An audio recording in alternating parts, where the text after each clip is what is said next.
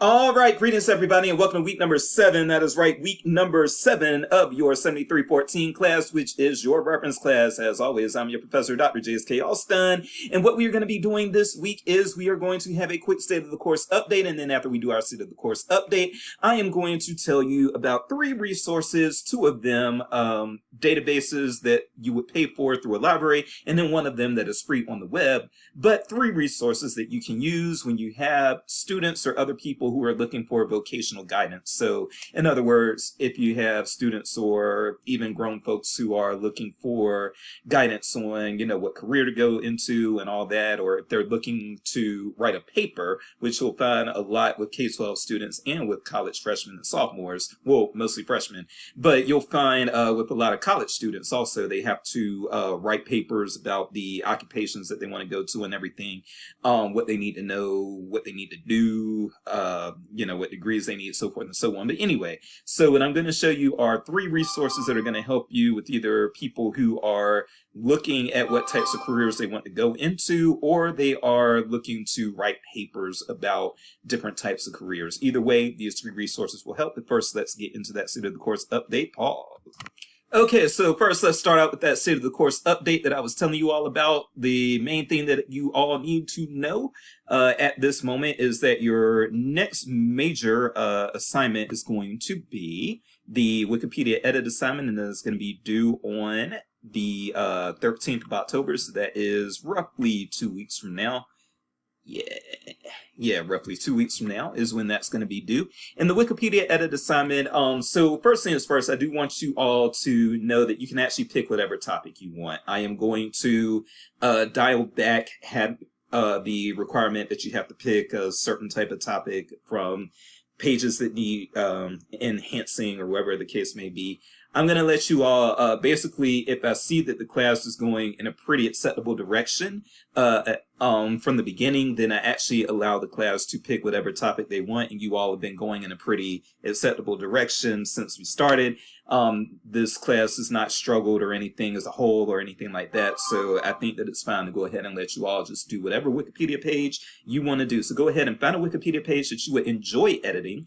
It can be whatever. It can be a page about your favorite sports team. It can be a page about your high school, about your hometown, about your favorite musician, about your hobby. It can be about your, I don't know, it can be about a historical figure that you like. It could be about a book that you like or a movie that you like, whatever.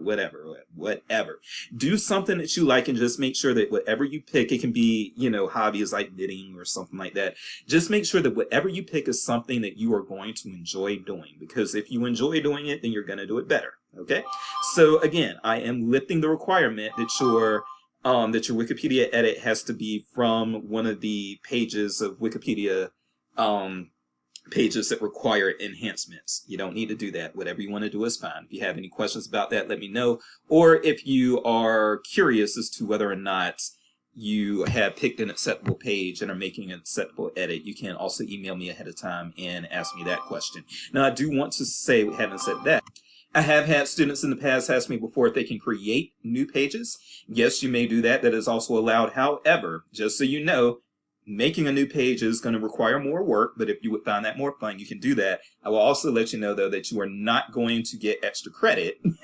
You are not going to get extra credit for creating a page as opposed to enhancing one. Okay, so again, you can do that, and it's good that you have that initiative if you want to go ahead and create a page instead of just enhancing a page. But again, just know that you're committing yourself to spending more time, and you are also not going to get extra credit just because you did more work. So there you go. But if you want to create one, go for it. The next thing that I need for you all to know, my good friends, to know, is that we do not have another discussion board prompt until November the 17th. Okay, so throughout the whole month of October, you're not going to be doing any discussion boards. If you don't remember why that's the case, that is so that you can work on your semester-long project, which I will be making available at the end of this week. So by Sunday, you will have your semester-long project available, and I will add an announcement into the class once it is available so that you can go ahead and start working on that. Really, because it's, excuse me, sorry. So you're going to have about 8 weeks to answer 40 questions. You're going to have to answer 40 questions. So that comes out to, as you can do your math, it's going to come out to about 5 questions a week. I would say do maybe 6 to 7 questions a week if you're trying to pace yourself. And that way you're not, finding yourself having to do a lot of work at the end. So what had happened was when I inherited this class back in 2018, it did have a, what they call the final source exam was what it was called at that time. And the students at that time were only given 2 weeks to finish it. And I was getting a lot of complaints. I just taught the class the way it had always been taught. I was getting a lot of complaints from students who were like, man, it took me 40 hours to finish that. 2 weeks is not long enough. So I made it a semester-long project instead of something that you only had 2 weeks to work on. And that way that 40 hours can be stretched across several weeks instead of done in 2 weeks. But again, having said that, if you don't go ahead and put in the work and get the semester-long project done in increments over the course of the semester, then what you're going to be looking at, unfortunately, is going to be a rush at the end. So again, what I would recommend you all do is probably try to do 6 to 7 questions a week, 7 questions a week, and then after that, you'll get done probably actually before the semester ends if you do 7 questions a week. And then from there, again, you don't have to worry about it, and you don't have to worry about trying to answer 40 questions within 2 weeks' time, okay? So that is the word on the semester-long project. Again, you do not have another discussion board prompt until November the 17th, so throughout the whole month of October, which I'm recording this on September the 30th, so October 1st will be tomorrow. You might not see this announcement until October 1st, which again will be tomorrow. And what you can do is, once that semester-long project is made available, I will put an announcement up, and from there you can go ahead and get started on it. And again, try to do it incrementally over the next few weeks so that you're not hit with a rush at the end. And outside of that, once you finish your Wikipedia edit, then we will be beginning to work on our LibGuides. So that's what you've got coming up, and you all are very much ready to do it. Your discussion board prompts have been fine. I am getting caught up on those, as well as getting caught up on grading your virtual reference assignments. So far, those have been good. I've gotten through maybe a fourth of those so far, but those have been good so far. And if you did need to improve, then I did show you what you needed to improve. So there we go with that. Let's talk a little bit about vocational resources, Paul. Okay, so again, the databases that we're going to be talking about tonight are going to be databases that you can use for career education and career and vocational guidance, okay? So the 2 databases that are paid databases that we're going to use is going to be, we're going to start with this one, and this one is more so for when you're trying to like write papers and that sort of thing, but this is Gale Vocations and Careers. And then we are also going to look at the Ferguson Career Guidance Center, and then we're going to look at a free website run by the government, which is the Bureau of Labor Statistics website. And these are 3 resources that you would use if people are looking for vocational guidance or looking to write papers about vocations and that sort of thing. So I'm going to explain to you what I mean by that. And again, let me remind you, I am not training you on how to use the databases with these check-in videos. I'm introducing you to the databases, letting you know some of their features, and letting you know what you would use them for. And then if you want to actually master the database, what you need to do is actually get some practice on it and look at some tutorials yourself, which you can find in tutorials in the databases a lot of times, or on YouTube and things of that nature, okay? So with that said, again, let's go ahead and go to, first of all, the Gale Vocations and Careers databases, which again is a resource that you would use for, well, okay. I'm going to pause since it's loading so slow. Okay, so this is one file. Gale One File Vocations and Careers, and this is your search bar. And really, if you watched my video on how to search Academic Search Complete and JSTOR, the search is pretty much the same way, but I want you to see that it's targeted toward vocational guidance. So let's say that you want it to be, actually, you all are in school for librarianship, so let's say you want it to be a librarian. Let's do subject here. Okay. So if you put librarian and then subject, let's see how much. It's probably not going to be a whole heck of a lot. Yeah.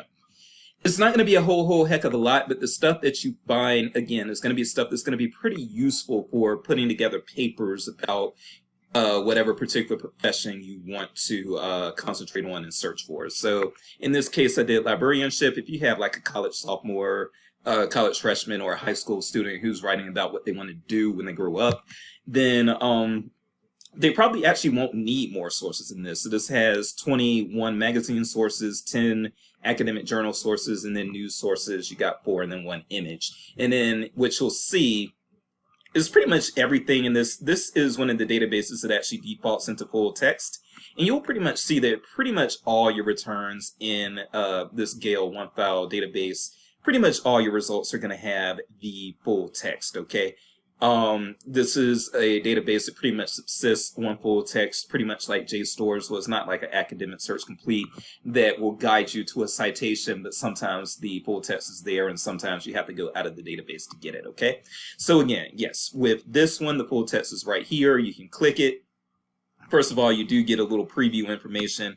This is for magazine articles, so of course your magazine articles are generally not going to be as long as your journal articles, but they're going to be longer usually than your news articles. So your news article might be, well, those aren't too short. Yeah, these aren't short news articles, so never mind on that.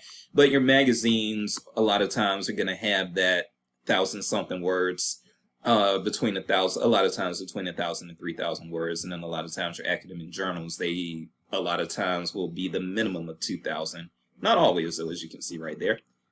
These little things are probably, yeah. So these aren't even what you're seeing there. Those aren't even actual articles. This is what appears to be a book review or something like that. Okay, so yeah. But yeah, you'll have the full text. I'm going to go up to that first one. You see about 3,000 words there from School Library Journal, School Librarians of the Year, and you can click it, and there's your full text, okay?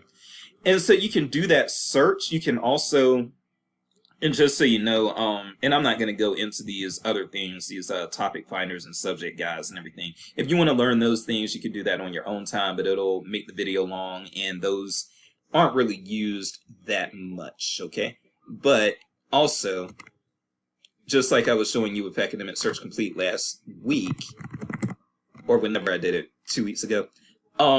So I did that as a subject term, but if you decide to, instead of a subject, if you decide to just do it in the entire document, librarian, and then I might also put a truncation symbol here. Truncation symbols will find everything that uses that as a root word. So like if you did this, this will help explain it better. If you did this, then this truncation symbol will search for library and libraries and librarian and librarians and so forth and so on without you having to do separate searches. It will search for whatever the root is and then anything that follows that, okay? So if I did this, I'm going to get more than the few results that you saw last time. I had like 21 magazines, and we've gone from 21 magazines to 64,000, 78,000 academic journals, books, 9.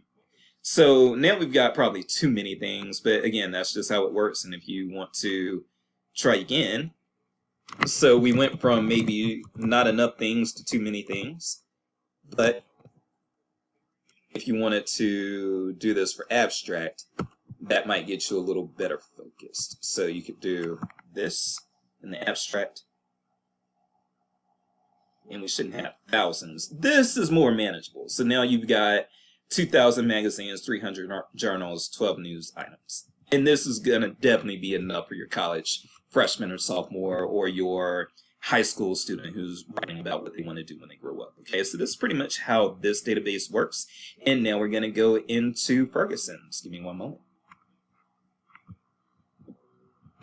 All right, so the second tool that I wanted to refer you all to, and these, by the way, I don't think I mentioned this earlier, and I should have, so I apologize for that. But the Gale OneFile, that is a database that a lot of times we'll find in both public and academic libraries, and also in K-12 libraries. But this one right here, our Ferguson's Career Guidance Center, this one actually does not have, excuse me, a lot of times you'll actually not find this one in academic libraries. A lot of times this one will be your public libraries and your K-12s. But that doesn't mean that academic libraries won't have it. So if your academic library does have it, don't think that's weird or anything. It's cool and it's good that they are providing that resource. But if your academic library does not have this, do not think anything bad about it. There are a lot of academic libraries that don't have this, but most public libraries, and I believe a lot of K-12 libraries do. All right, so let's go ahead and get into this one. Ferguson's is actually one where it's not quite as academic as Gale 1 file. With this one, it can be useful not just for doing research on careers for a paper or something like that, but this one you can actually use to help your patrons. If your patrons are coming in and they're like, hey, I've had this at the public library. Hey, I did some time. I'm out of prison now. I'm trying to go to school, but I don't know what I want to do. What should I do? Where can I go? What kind of guidance can I get? When you have people who come in like that, then this is a good database for them, because this database will tell them things like, okay, if you're interested in this career, this is the education you need, this is the training you need, this is the outlook as far as how many positions are going to be available in that particular career, things of that nature. So, excuse me. So yeah, when people know that they need to make some money, but they don't know how to go about it, and they are coming to you saying, hey, what do I do to get this money? What do I do to get a job that can sustain me so that I'm not behind bars again, so that I'm not on the streets again, so forth and so on? This is a good starting place for them. So when you come into Ferguson's Career Guidance Center, first of all, I am going to say that we are going to focus really on the Explore Careers information here. We're not going to get into a lot of this other stuff over here, and there are some reasons for that. So for one thing, as far as prepare for your career, this gives you resources on how to construct a resume, how to construct a cover letter, and then you've got interviewing, networking, and workplace skills and that sort of thing, reinforcements on those. But you have those resources elsewhere in the library. So like, I've never been to a library that didn't have a bunch of resume and cover letter stuff. And then as far as interviewing and networking, that's going to vary depending on what career fields you're going into and that sort of thing. So there are a lot of considerations there, okay? So we're not going to get into that. As far as find a career, this isn't any more useful than like Indeed and Monster and those sorts of things.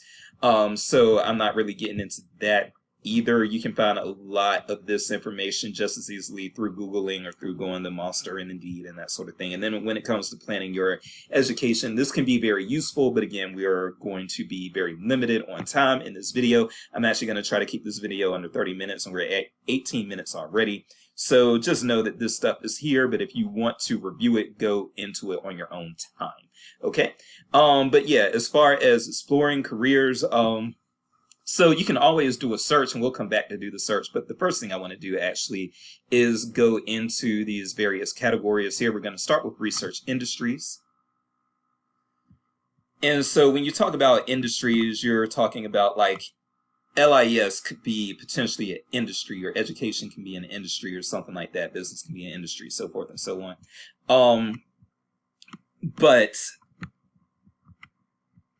when you come in, you can start with searching industries, and then you can try to find individual careers or jobs within the industries. These are feature industries, so these are the ones that apparently a lot of people are going into, the ones that a lot of people are kind of clicking, and you can see that these are going to be popular. So of course, a lot of people go into law and education, nursing. Those tend to be pretty big, especially for your blue collar, pink collar professionals. Education and nursing can be that sort of thing. And then you've got public safety, of course, so because everybody needs cops and first responders and that sort of thing.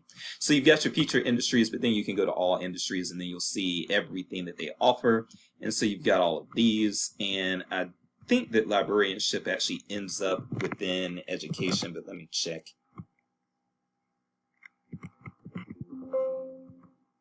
Yeah, so I do think that librarianship is not its own thing. It's coming into education on this, but you've got your various industries here, and we're just going to pick one. Actually, we probably should just pick education then. There you go, library and information sciences right there. And so then once you click it, you'll see the information that you are looking for, starting with an overview. And you can view the full article, or you can just tab Actually, let's go ahead and just view the full article. I don't see any reason why we shouldn't. But you can tab. So like it starts with the overview and then you can go into the background, but we'll just go to view full. Okay. All right. So when you view the full article, you've got it all right here. An overview, and then you've got background on what the people do, and then you've got structure, which I'm not exactly structure. Yeah. Yeah, so structure is going to give you some information on once you get the degree or once you become part of this profession, exactly what type of facility you would be working in and what goes on in those facilities and, hierarchies and stuff like that. You'll have that within structure. And then once you scroll down a little more, industry outlook. Industry outlook is probably the most important one because that's the one that's talking about, are there going to be more jobs in this area in the future? Are there going to be fewer jobs in this area in the future? Are people going to get paid more? Are they going to get paid less? So forth and so on. So industry outlook is a big deal. That's one of the first ones that I actually kind of direct people to. Learn more. This can be miscellaneous. Here with libraries, you've got library lingo, which is always useful. I didn't know CD-ROMs were library lingo, but I guess nowadays they are because Dr. Jace is old and CD-ROM isn't as important as it used to be. All right, and then you've got resources and associations. Of course, you'll have ALA, and then ALA's got various divisions. ACES is a good one to be aware of as well, and so forth and so on. So there you have it with that. So that's how you can research industries. Now, if I were to go back, from here, you can do like browse professions. And this is helpful because for one thing, with the feature professions, a lot of times you even have these nice little videos of somebody who actually works in the area and speaks a little bit about it. So that's a nice touch right there. So you'll find that with a lot, if not most of the feature professions, and these change. But when you go to all professions, you'll see a little icon next to the ones where you'll be able to look at a video of somebody talking and that sort of thing. But if you don't see that icon, it's okay. You don't really need to listen to them talk. And as you can see, there are, so they've got 1,200 careers in here, right? Or 1,200 professions in here. And you can just, they're in alphabetical order from here. You can go back to librarian again if you want. There was an acquisitions librarian. Actually, let's take a look at that. Why not? All right, so again, you've got this specifically for acquisitions librarians.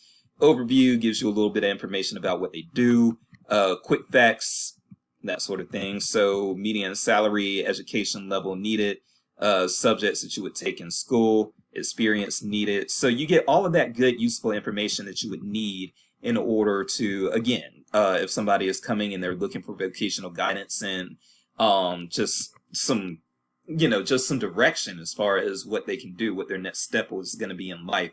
Again, this is something that you can direct them to and they can get a lot of helpful information. And again, job prospects is something, sorry about that. Let me lift this back up. Everything is just being cranky tonight. No! Okay. All right. Come on, baby. Okay. Sorry about that. It's just one of those nights. So let's go back into acquisitions librarian. Again, one of the things that you want to look at that some people might overlook if they're not told about it is you do want to look at employment prospects and advancement prospects. So for acquisition librarians, employment prospects are actually fair, not good. I think for librarian in general, it's going to be good. And then advancement prospects are good. And then we'll go back to view full article here again, but you've got table of contents here toward the left, here toward the right. And so you start with this overview. As you scroll down, you're going to get to history, then the job, earnings, so forth and so on. History, the job, as you can see there.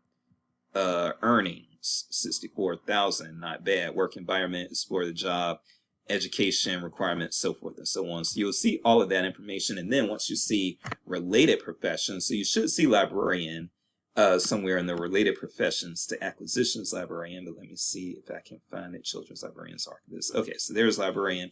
As you can see, the median salary was higher for the acquisition librarian, but I do think the prospects, the job prospects, are going to be higher here. Oh, no, they're not. I'm sorry about that. No, they say fair here too. I'm sorry. But advancement prospects, again, good. Okay. So again, that's kind of how that works, and that gives you that information. And then the other things that you can look at are, I'm not actually going to go into this or take this, but it's good for you all to be aware that there is a career assessment, a career interest assessment that is, I would recommend actually doing the 60-minute one. Somebody who, if they're looking for a job, they may have the time to look for the 60-minute, to do the 60 question one as opposed to the 30 question one. If somebody has a job, they're coming in to do this, they might not have the same time, but you know. So yeah, again, I would recommend the 60 question one so you can get as much information as possible. Again, I'm not going to take it, but just know that it's there. And once you complete it, it's going to give you some helpful guidance of some things that kind of match your assessment. Okay. And then finally, find a career path. You just got basically some helpful, you got helpful videos there, and then just some helpful articles here. Okay. So, and again, you can, okay. Yeah, you just got the helpful article there. Oh yeah, it does tab. Okay. Common assessment methods. You don't have the option of just going to the whole article right here, so you are going to have to tab it here. Okay. All right, so that's pretty much this database, and let's just look at the Bureau of Labor Statistics really, really quickly. We're not going to spend much time on that at all. Hold on. Okay, so the final thing I'm going to show you, and then we're going to wrap this up, so it will be under 30 minutes, thankfully, because I'm not going to spend 4 minutes on this, is you are going to want to be aware of BLS.gov, which is the Bureau of Labor Statistics.gov. And there is a lot, and I do mean a lot, on this webpage. This webpage is run by the government. Very good, useful information for you. But you do have to spend some time learning how to master this this database right here, okay? Or this webpage, I should say, or website right here, okay? There is a lot going on, and you're going to have to practice, and you're going to have to revisit it every few, you know, probably every few months or something, just to brush up, see again what it's got in it and that sort of thing, and make sure that you're still competent with its usage, okay? So a lot of times when you get people into this particular database, which you're going to be, or this particular, I'm sorry, I keep saying database, this particular website, a lot of times what you're going to be doing is, excuse me, yeah, so a lot of times with this guy, if you're looking for specific careers, and I'm just going to put librarian in again. I don't know why Swahili came up there. I'm just going to put librarian in again. And what you can do, a lot of times I really just search this through the search if I'm looking through this freeform search if I'm looking for specific careers. And as you can see here, so we've got librarians and library media specialists in the Occupational Outlook Handbook. And so you'll see similar information to what you were seeing in Ferguson's, right? So again, you'll see similar information.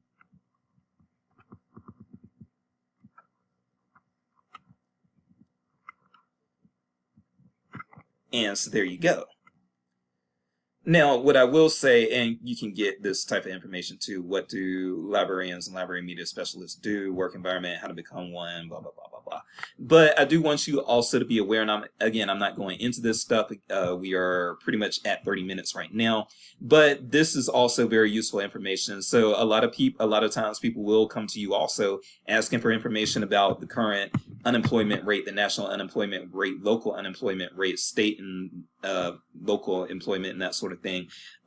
They will ask you about earnings by industry. They will ask you about demographics, so forth and so on. There is a lot of information on this website, and is way too much to go into a check-in video, even if I were to do a check-in video of this website by itself. Therefore, again, if you want to master this, what you need to do is start looking at some tutorials and then start getting into it by yourself, okay? That's what it's going to require. So if you are wanting to be your best, you have to train. And that's just as simple as it is, all right?